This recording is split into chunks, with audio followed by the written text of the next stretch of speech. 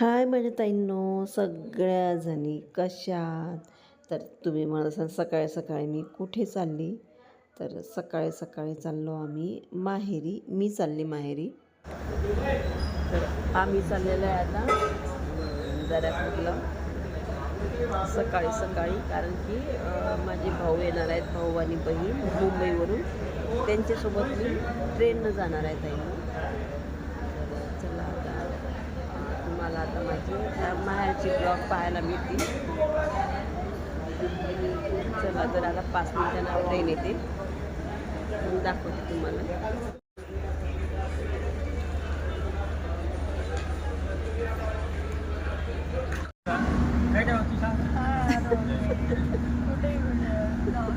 Shooting त्याला मग बसा.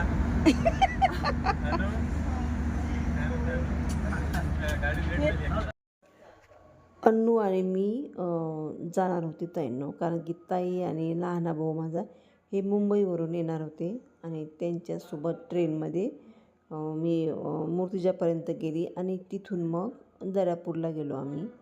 आणि माहीत आहे का, माझा असा काही प्लॅन नव्हता जायचा, कारण की मोठा मुलगा माझा 12थला आहे ना, 12वीला असल्यामुळे मग कसं घरीच आपल्याला अभ्यास वगैरे करतात मुलं, तर घरीच थांबावं लागते. पण लहान मुलगा आहे ना, तो म्हणे मम्मी त्याची एक्झाम आहे, त्याची 12वी आहे, मग मला तरी कुठं फिरव.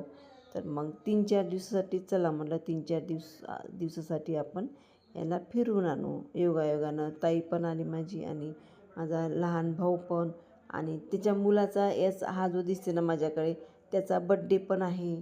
तर म्हटलं चला तेवढंच राहणं होईल आपलं सोबत बहीण भावांचं.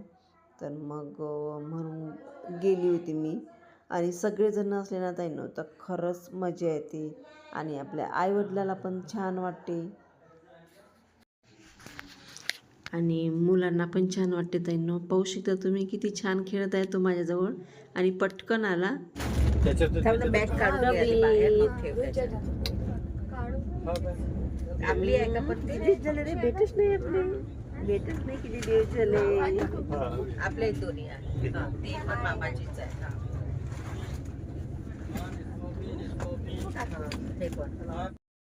तर आम्ही आलेलो आहे ताईंनो आता अकोल्यावरून मूर्तिजापूरला ट्रेननी, आणि हे आहे मूर्तिजापूरचं रेल्वे स्टेशन. पाहू शकता तुम्ही. आधी एवढं सिम्पल होतं ना, म्हणजे एवढं म्हणजे खूप जुनं होतं, आणि आता एवढं छान झालं ना. आणि आता मूर्तिजापूरवरून माझ्या लहान भावाने माहीत आहे का व्हॅन केली, कारण की छोट्या गाडीत आम्ही जाणार नव्हतो एवढे जण, आणि सामान पण एवढं होतं ना, यांचं खूप सामान होतं, त्याच्यामुळे मग व्हॅन करावं लागली. आणि व्हॅनमध्ये मग सगळेजण गेलो. आणि सकाळी सकाळी माहीत आहे का ताईंनो, हा व्हॅनचा प्रवास आणि आजूबाजूनं थंडी हवा आणि तो आनंदच वेगळा असते ताईंनो. आणि त्यात आपले सगळे लोक आपल्यासोबत, खूप वेगळा आनंद असते ताईंनो तो.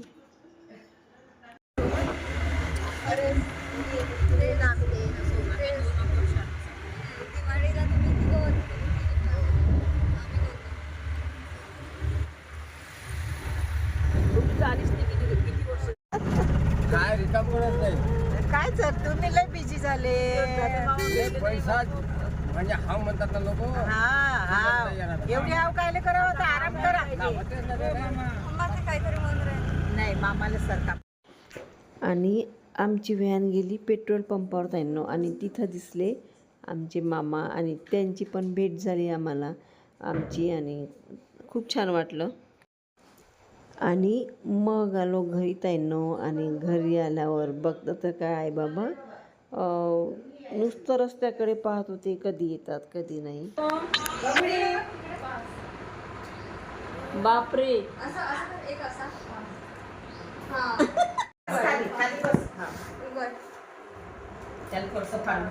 दीदीनं गिफ्ट दिलं तुला, आता बर्थडे गिफ्ट दिलं. अजून फाड, असं फाड. अरे वा. थँक्यू.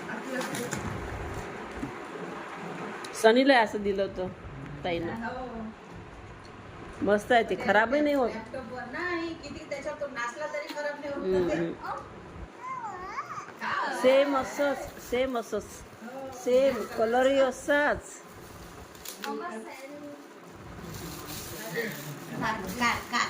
सेल आणावं लागतील ना आता. थँक्यू दीदी म्हणा. थँक्यू कबीर. थँक्यू. बघ तुझ्या पप्पा सारखं आहे ते.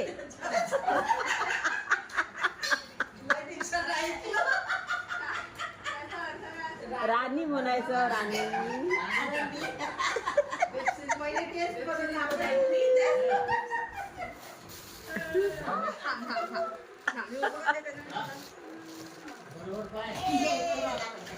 पप्पाचं पण असंच आहे ना कबीर.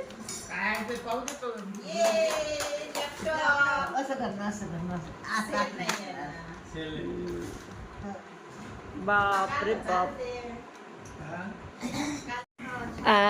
कबीर कुठं लागलं मग तुला. इथं लागलं. तू पडला होता. बापरे. पहिल्याच दिवशी कबीर आल्या एवढा खेळलं ना. इकडून तिकडे उड्या मारणं. एकदम मोकळं वाटलं त्यांना. आणि आपलं फ्लॅटचं जीवन येणं आणि घर याच्यामध्ये जमीन आसमानचा फरक आहे.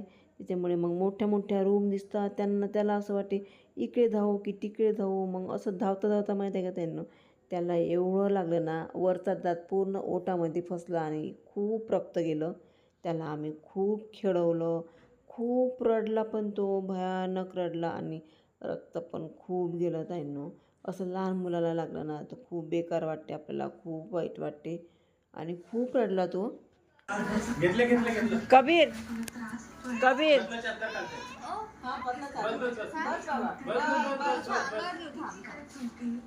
कोण आहे सांग मला. तू आहे बेबी. अरे बापरे. तू आहे बाबा. तू जेवण केलं. अरे पण किती शांत झोपला तो. ए बबडू. अरे गोंटा. ए गोंटू. ए शोंटू.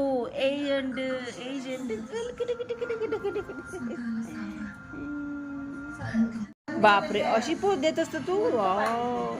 किती छान आहे रे पोच तुझी. बापरे बाप.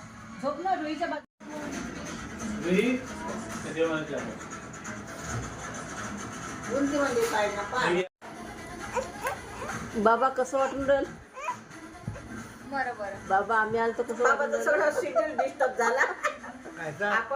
आम्ही आलो तर कसं वाटून राहिलं.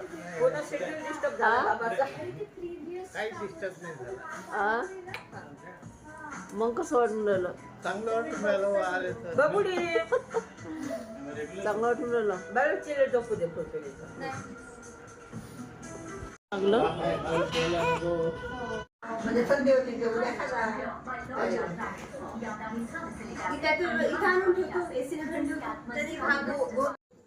आणि जेवण वगैरे छान झालं ताईंनो. सकाळी पण छान झालं. आईनं सकाळी आमच्यासाठी इडली सांबार बनवून ठेवला होता. आणि संध्याकाळी पण जेवण मस्त झालं. आणि जेवण झाल्यानंतर माहीत आहे का पत्ते खेळलो आम्ही सगळेच जण. आणि मुलं पण आणि आम्ही पण. आणि मेन म्हणजे आमच्या बाबाला एवढा इंटरेस्ट आहे ना पत्ते खेळायचा. म्हणजे असे घरातलेच फक्त टाईमपास म्हणून खेळत असतो आम्ही प्रत्येक वेळा गेलं की. आणि एवढं छान वाटते. एवढी मजा येते ना ताईंनो. कॉमेडी पण होते आणि खूप छान सगळेजण मस्त खेळतात. आणि माहीत आहे का कोणी काय म्हणते पत्ते खेळताना खूप मजा येते. आमचे मुलं पण आम्ही पण आणि बाबा पण खेळतात. आणि माहीत आहे का ताईंनो उन्हाळा वगैरे असला ना तर आम्ही लहानपणी पण पत्तेच खेळायचो. असंच आपला टाईमपास म्हणून. आता पण तेच. आणि लहानपणची आठवण पण झाली होती आम्हाला. आणि हा कबीर पण एवढा मजात करते ना आणि एवढा खेळते ना ताईंनो. एवढा खुश आहे ना तो. एवढे लोक सहसा मुंबईच्या लोकांना नाही दिसत घरात. आणि एकदम त्यांना एवढे लोक दिसले आणि खूप खेळत होता आणि खूप खुश झाला कबीर. आता चालू आहे तू हे काम चालू करून राहिली.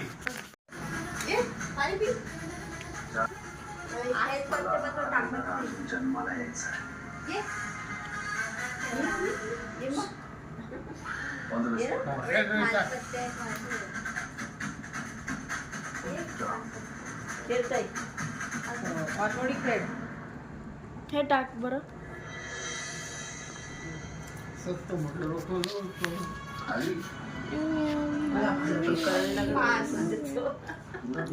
आपल्याला काही घेऊन देत नाही सध्याचं कोलर टाका बाबा मम्मी लाडू नाही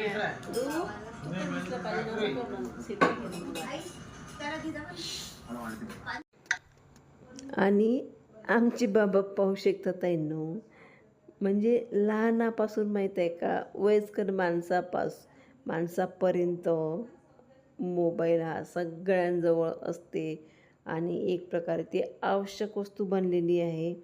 आमचे बाबा माहीत आहे का झोपायच्या वेळेवर मस्त मोबाईल पाहून राहिले आणि आम्ही एवढं हसलो ना, बाबा मोबाईल पाहत होते तर. कारण की लहान मुलाला पण मोबाईल पाहिजे आणि मोठ्या माणसांना पण मोबाईल पाहिजे, म्हणजे एवढी सवय लागलेली आहे ना आपल्याला. म्हणजे तर अशा प्रकारे ताईंनो माझा माहेरचा आजचा ब्लॉग होता. तुम्हाला कसा वाटला? आवडला असेल तर नक्की लाईक करा, शेअर करा, सबस्क्राईब करा ताईंनो. धन्यवाद.